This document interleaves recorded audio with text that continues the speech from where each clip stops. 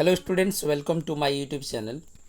और आज के इस क्लास में हम सभी पढ़ने वाले हैं waste Bengal board class 10th का इंग्लिश सब्जेक्ट का लेसन 7, जिसका नाम है the cat, and it is written by Andrew Barton Patterson. Andrew Barton Patterson के द्वारा लिखा गया एक काफ़ी प्यारा सा हम लोग चैप्टर पढ़ने वाले हैं, जिसका नाम है द कैट, मीन्स बिल्ली। बिल्ली के बारे हम लोगों को यहाँ पे इस स्टोरी में जानकारी मिलने वाली है। तो इससे पहले कि हम लोग स्टोरी को पढ़ना शुरू करें, सबसे पहले हम लोग थोड़ी सी पर जानकारी ले लेते हैं लेखक के बारे में, मीन्स ऑथर के बारे में। ओके, इनका नाम है एंड्रयू बार्टन पैटरसन।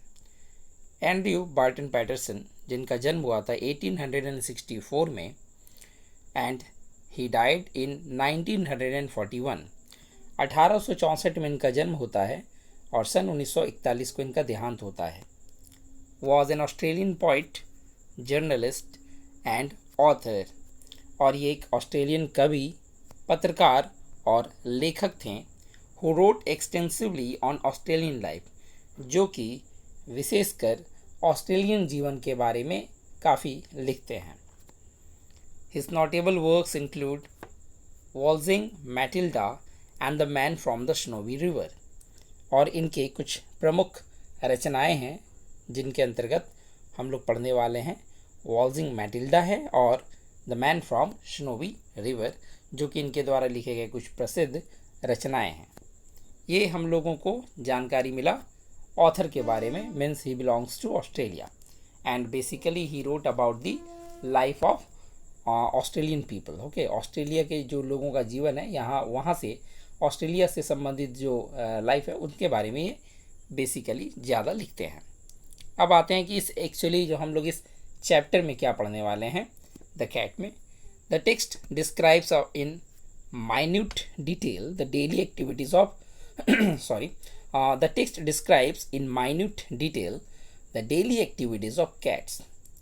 इस टेक्स्ट में, इस पाठ में हम लोग पढ़ने वाले हैं जो बिल्लियाँ हैं ना, बिल्लियों के जो प्रतिदिन का जो क्रिया है उसे काफ़ी माइन्यूट डिटेल में, मतलब बहुत ही विस्तार पूर्वक जो है बताया गया है बिल्ली के एक्टिविटीज़ का जो प्रतिदिन होता है। The humorous narratives takes us into the world of cats. और एक हास्य कर, मतलब हंसी से भरा हुआ एक जो ये कहानी है जो हमें बिल्लियों के दुनिया में ले जाती है। एंड इंडिकेट्स, और हम लोगों के सामने ये इंगित करती है that they may not be the gentle and timid creatures that we take them for. कि ये मीन्स जो कैट्स हैं ये उतने भी जेंटल मीन्स भोले भाले और टिमिड मीन्स कायर नहीं होते हैं जितना कि हम उसे समझते हैं, है ना। मतलब ये जो बिल्लियां हैं ये उतने भी भोले भाले, जेंटल और टिमिड कायर प्राणी नहीं होते हैं जितना कि हम इसे समझते हैं। लोग इतना जितना इन्हें समझते हैं, लोगों को लगता है ये काफ़ी जो है जेंटल और टिमिड क्रिएचर्स हैं, लेकिन अक्सर ऐसा नहीं होता है। ओके, सो ये हम लोगों को जानकारी थोड़ा सा ऑथर के बारे में मिला और इस टेक्स्ट में बेसिकली हम लोग क्या पढ़ने वाले हैं वो जानकारी हम लोगों को मिला। अब हम लोग एक्चुअल जो स्टोरी उसे शुरू करें उससे पहले एक छोटा सा रिक्वेस्ट आप सभी से कि अगर आप लोगों को ये वीडियो पसंद आए तो वीडियो को लाइक कीजिएगा, शेयर कीजिएगा, और अगर आप लोगों ने मेरे इस चैनल को अभी तक सब्सक्राइब नहीं किया है देन प्लीज़ इस चैनल को सब्सक्राइब कर लें और बेल आइकन को भी प्रेस कर लीजिएगा ताकि आपको मेरे सारे लेटेस्ट वीडियोस की नोटिफिकेशन मिल जाए और आपसे वीडियो मिस ना हो। तो चलिए अब हम लोग शुरू करते हैं स्टोरी को। काफ़ी प्यारा स्टोरी है, हम लोग ध्यान से समझेंगे। Most people think that the cat is an unintelligent animal. अधिकतर लोगों को लगता है कि जो बिल्ली है वो एक अनइंटेलिजेंट एनिमल होता है, मतलब कि जिसके पास बुद्धि नहीं है ना। एक तरह से कह सकते हैं कि मूर्ख जानवर। अधिकतर लोग ऐसा सोचते हैं, अधिकतर लोगों को ऐसा लगता है।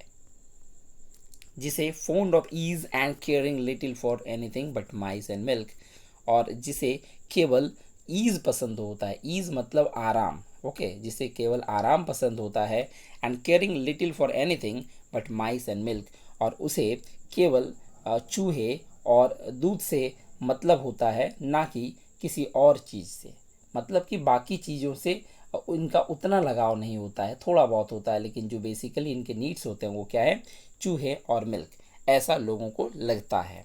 But a cat has really more character than most human beings, लेकिन एक बिल्ली का मनुष्य से भी ज़्यादा कैरेक्टर, या फिर हम लोग कह सकते हैं उनके अंदर विशेषताएं होती है।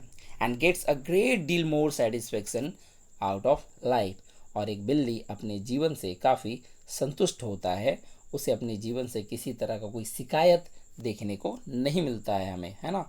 मतलब कि ऐसा नहीं लगता कि कैट अपने लाइफ से डिससेटिस्फाइड है, या फिर उनको जीवन में बहुत ज़्यादा जो है कंप्लेंट्स वगैरह, ऐसा कुछ नहीं है ना, वो सेटिस्फाइड होता है अपने जीवन से। ही और सी, बेसिकली यहाँ पे ये मेंशन नहीं किया गया था कि यहाँ पे कौन से बिल्ली के लिए यूज़ है ही या फिर सी, मतलब नर या मादा, इसीलिए यहाँ पे दोनों ही को ही एक साथ बता दिया गया है, चाहे ही हो या सी, या फिर नर हो या मादा। इज़ एन एथलीट, ये कलाबाज होते हैं। एन सॉरी, एथलीट का मतलब होता है एक खिलाड़ी, है ना, एक खिलाड़ी। एथलीट मतलब जैसे हम लोग कह सकते हैं कि एक खिलाड़ी के तौर पे, मतलब बहुत ज़्यादा एनर्जेटिक होते हैं। एन एक्रोबैट, एक कलाबाज होते हैं, क्योंकि इसे हम लोग पतले पतले डालियों पे चलते हुए देखते हैं, दीवारों पे चलते हुए देखते हैं, इसलिए इसे एक्रोबैट कहा गया है। एंड अ ग्रीम फाइटर, और साथ ही साथ यह एक काफ़ी लड़ाकू जानवर भी होते हैं, काफ़ी भयानक लड़ाकू भी होते हैं, मतलब अगर ज़रूरत पड़े तो ये लड़ने के लिए भी काफ़ी सक्षम होते हैं। All day long the cat lopes about the house, और पूरे दिन भर जो एक बिल्ली है वो घर में इधर उधर घूमते रहते हैं, आवारा जैसा, ऐसा लगता है कि उसे कोई काम नहीं है, बस इधर उधर घूमते रहते हैं। टेक थिंग्स ईजी, और चीज़ों को आराम से लेते हैं।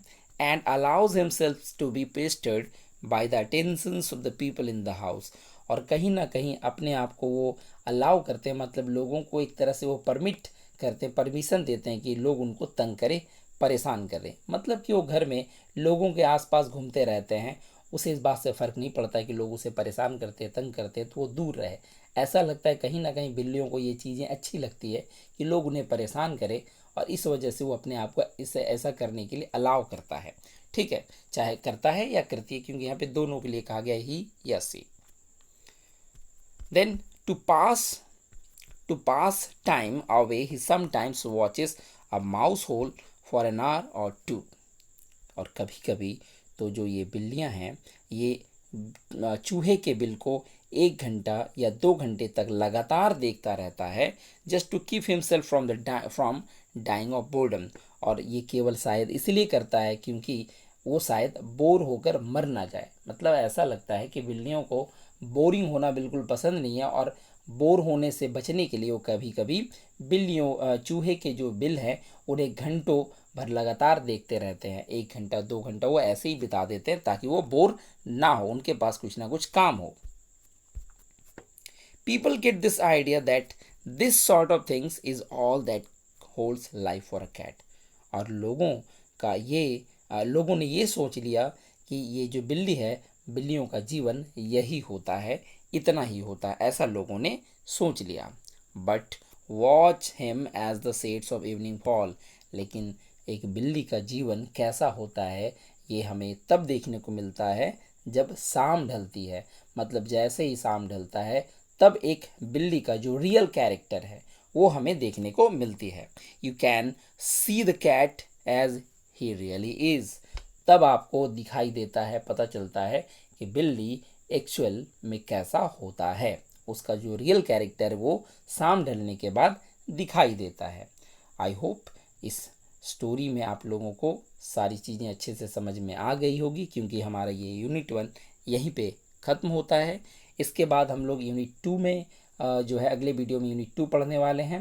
यूनिट 1 में आप लोगों ने अच्छे से देखा समझा स्टोरी को, अगर वीडियो आप लोगों को पसंद आए उसे लाइक कीजिएगा, और यूनिट 2 जल्द ही आप लोगों के लिए इस चैनल पे अपलोड कर दिया जाएगा, उसे भी आप ज़रूर देख लें। और उसके बाद यूनिट 3, क्योंकि ये जो द कैट है टोटल 3 यूनिट्स में डिवाइड किए गए हैं, जिसमें से ये पहला यूनिट था, इसके बाद यूनिट 2 एंड यूनिट 3 आप लोगों को इसी चैनल पे मिल जाएगा। तो चलिए जल्द मिलते हैं हम लोग अगले वीडियो में। आज के इस पूरे वीडियो को देखने के लिए आप सभी का बहुत बहुत धन्यवाद।